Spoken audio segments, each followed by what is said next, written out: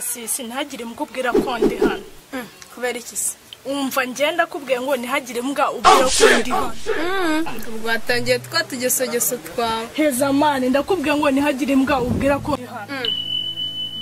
Hubwo reka ngenda kwijyamira ibitotsi biranyishe. Abundi wambwije ukuri wakoze iki? Umva ndeka njewe nakubwiye ngo ntihagire mbwa ubwira ko ndi hano. Ngambwize ukuri ntago mbivuga. Ngabanya iti kumana ibitotsi birananyiyice. Ubwo waramukuye.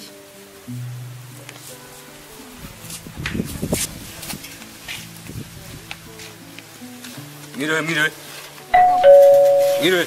Yago. Salama. Mwizo bite se umukobwa? Ni sawa. Ngo mukuru wawe ari ese? Ari munsi. Ko namushakaga se. Njye kumukurebera.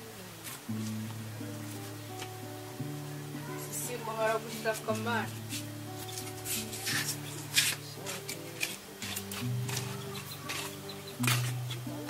Gadango nushaka no ko mu butwa bwanjye ariko ngiki niki ibintu bya hato na hato ngo kunyambura.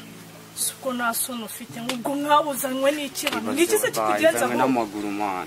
Ngo iki? Ubutwa bwanjye. Ubwo urabona ikofi yawe ihuriye he n'iyanjye?